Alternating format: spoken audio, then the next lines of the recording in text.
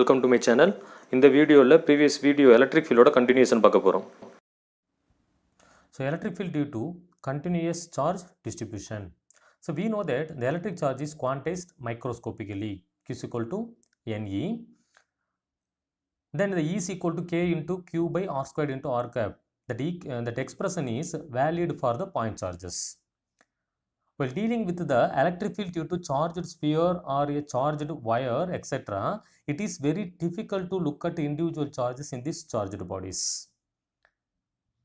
So here, in this case, the charges are distributed continuously and the discrete nature of charges is not considered here. So how can we calculate the total electric field due to the continuous charge distribution bodies? So let us consider a object. The charge is distributed continuously. So in this case, let us choose the point P. So what is the total field created at point P due to this charged object? So here we will not consider any point charges. So in this case, first we are going to divide these charged bodies into small elements. So each small element is considered as delta Q1, delta Q2, delta Q3 like that up to delta Qn. So delta Q1 is the infinitesimally small quantity. This infinitesimally small quantity is considered as point charge. Students, are you understand? இப்போ இந்த object என்ன பண்ண போறோம், small எலமெண்ட்ஸா பிரிக்க போறோம். ஒவ்வொரு small எலமெண்ட்ஸையும் ஒரு small இன்ஃபினிட்டெசிமலி குவான்டிட்டியா consider பண்ண போறோம். That is represented by delta Q1, delta Q2, delta Q3 up to delta Qn. Okay, so the delta Q1 placed at a distance of R1 from point P and delta Q2 R2, delta Q3 R3 up to Rn for in case of n number of charges.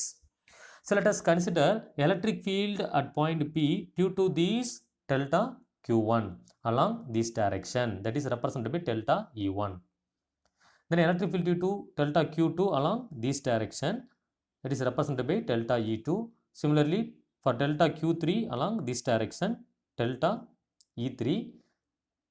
So we are going to calculate the total electric field at point P. We will use the superposition principle. Also already we discussed in the previous case.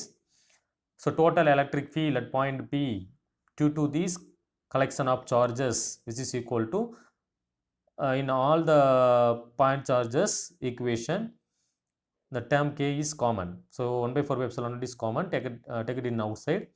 So what about the remaining term? Delta Q1 by R1P squared R1P cap, delta Q2 by R2P square R2P cap up to n number of charges.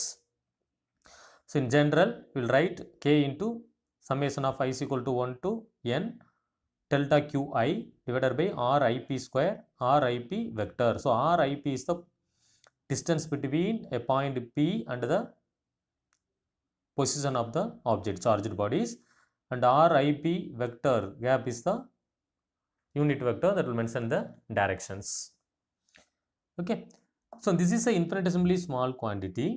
If we take a limit delta Q tends to 0, which is considered as TQ, so we replace this summation by applying limit delta Q tends to 0, we will use the term integration. Okay, so summation is replaced by integration and delta Q is replaced by TQ when the limit delta Q tends to 0, not equal to 0, that tends to 0. Okay, so this is the expression for electric field due to the continuous charge distribution. So E is equal to 1/4 epsilon naught integral of TQ by R square into R cap. So let us discuss about some examples. A charge Q is uniformly distributed along the wire of length L. So let us consider a wire. The charge is uniformly distributed on the wire. The length of the wire is considered as capital L. Okay, then Q is the charge available in the wire. Let us divide it into small parts. We will consider one small elemental length dl here.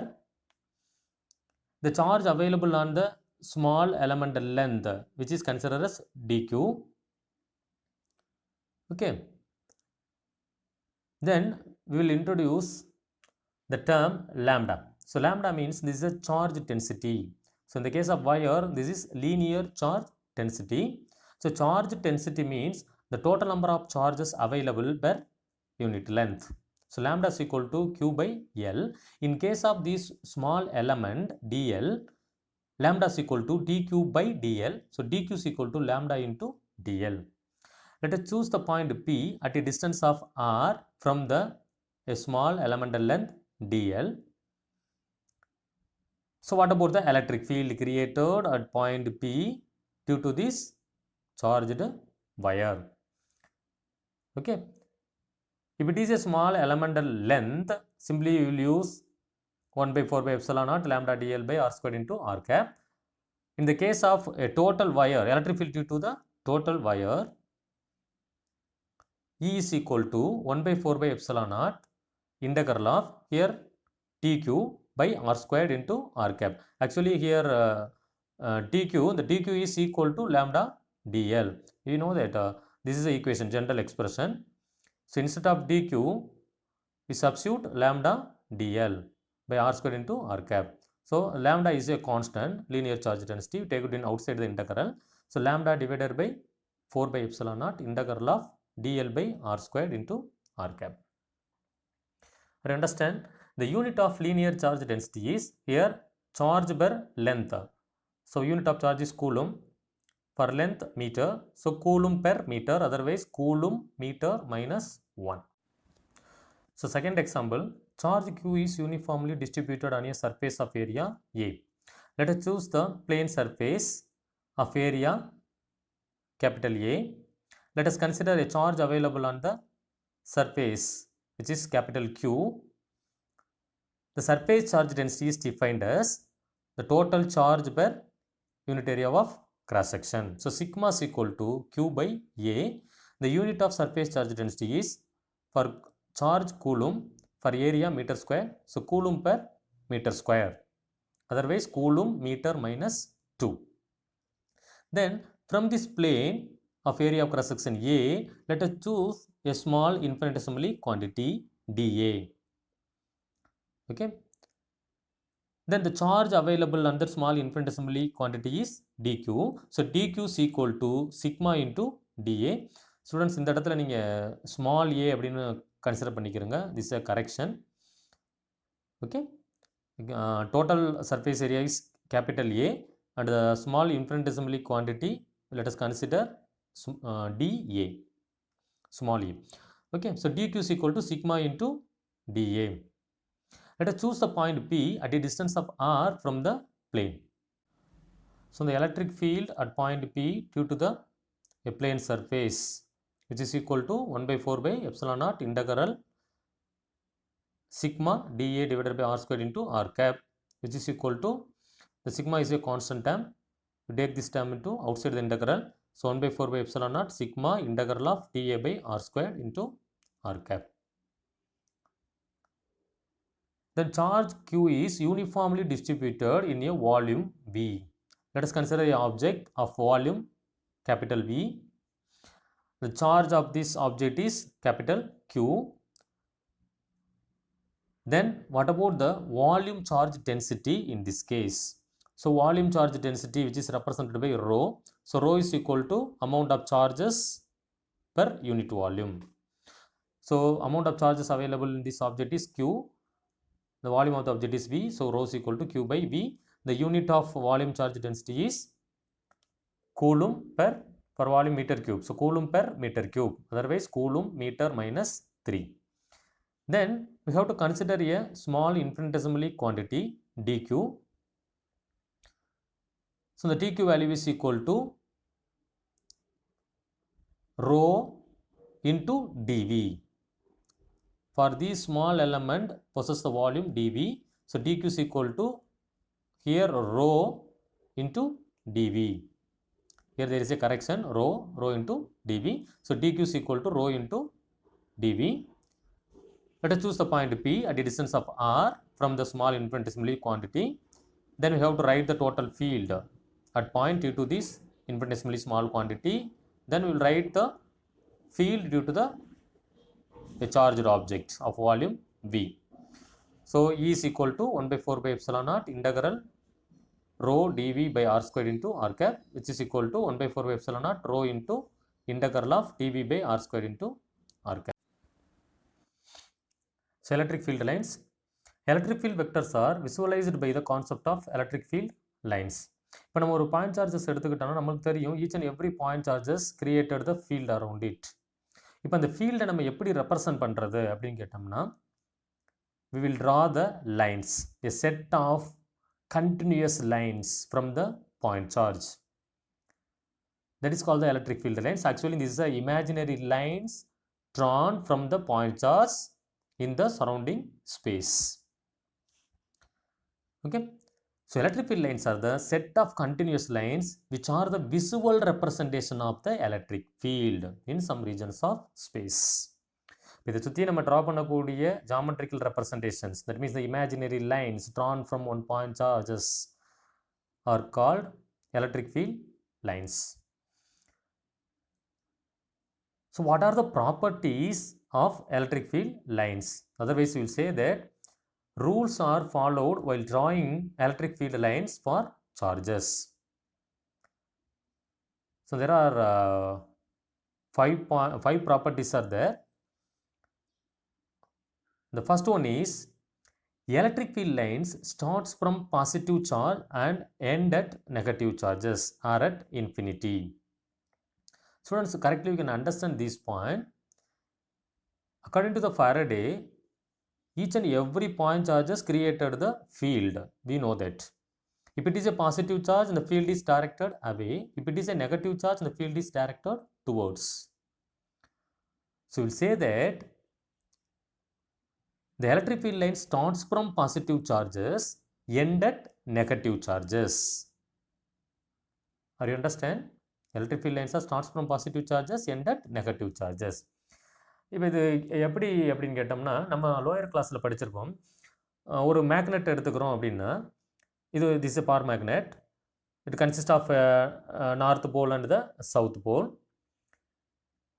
There is a existence of field around the magnet. So இந்த field lines are represented from north pole to south pole actually. அப்போ நம்ம out side த மேக்னெட்டில் வந்து பார்த்தோம்னா north போலில் இருந்து south போலுக்கு இருக்கும் field lines அப்படின்னு சொல்லியிருப்போம். But inside the magnet there is existence of field from south to north. இது நம்ம லோயர் கிளாஸில் படிச்சிருப்போம். ஓகேங்களா? இப்போ இதை சுற்றி நம்ம ஃபீல்டு எப்படி ரெப்ரசென்ட் பண்ணுறது? நம்ம தான் ஒரு ஜாமெட்ரிக்கல் ரெப்ரசன்டேஷன் கொடுப்போம். ஒரு இமேஜினரி லைன் எங்கேருந்து ட்ரா பண்ணுவோம்? நார்த்தில் இருந்து அப்படியே சவுத்துக்கு ட்ரா பண்ணுவோம். 10th ஸ்டாண்டர்டில் நம்ம ப்ராக்டிக்கல் பண்ணியிருப்போம். அந்த மேக்னெட்டை வச்சுக்கிட்டு ஒரு மேக்னெட்டிக் காம்பஸ் வச்சுக்கிட்டு அதோட ஃபீல்டு வர்றதை பாயிண்டாக பண்ணிவிட்டு then will draw the line. Okay. So the field is from north to south. whereas inside it the field is from south to north. Okay. So similar to that, the electric field lines are starts from positive charges, end at negative charges. In case of isolated positive charge, the electric field line starts from positive, it may be end at infinity. If it is isolated negative charge, the electric field lines are starts from infinity, end at negative charges. Are you understand the first point? So it starts from positive charge, end at negative charges or at infinity. The second one, let us consider this diagram. This is a positive charge, this is a negative charge. The field starts from positive, end at negative. So this is the electric field lines existing between the positive and negative charges, which is directed from plus to minus. Let us choose the point P on the electric field lines. At the point P, we will draw the tangent. Okay, this tangent line represents the electric field. Students, are you understand? The electric field vector at a point in space is tangential to the electric field line at the given point. Suppose we have to choose the point P here, we will draw the tangent along this direction. Okay, suppose we will choose the point here, we will draw the tangent along this direction. Okay, so electric field vector at the given point in space is tangential to the electric field line at that point. The third one, the number of lines passing through the given surface area perpendicular to the lines is proportional to the magnitude of the electric field in that region. Let us consider this diagram. This is a point charge that will create the field around it. So in this case, this is a positive charge, so the field is directed away. Let us choose two plane surfaces A and B, which is situated at different distances. So question is where the strength of the electric field is maximum, whether it is in A or B. We know that the electric field, which is inversely proportional to the square of the distance between the point charges. As the distance increases, the strength of the electric field is decreases. So in these plane surfaces A and B, A is placed very close to the point charges compared to the B. So electric field at A is maximum, electric field at B is minimum. And another one important thing here, the number of electric field lines passing through the given surfaces, which is more in A compared to the B.